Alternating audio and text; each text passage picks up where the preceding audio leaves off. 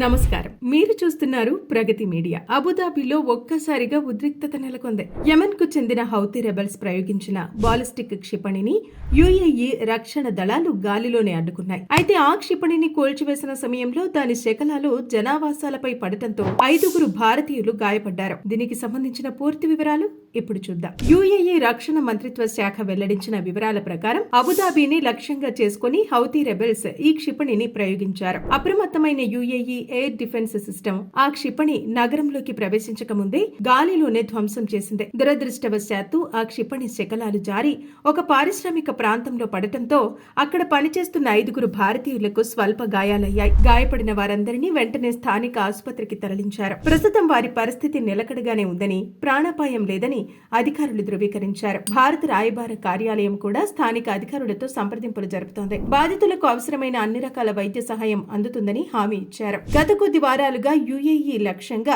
Houthi rebels దాడులు పెరగటం అంతర్జాతీయంగా ఆందోళన కలిగిస్తోంది. తాజా ఘటన నేపథ్యంలో అబుదాబిలో భద్రతను మరింత కట్టుదిట్టం చేశారు. ఇలాంటి మరిన్ని అప్డేట్స్ కోసం చూస్తూనే ఉండండి ప్రగతి మీడియా.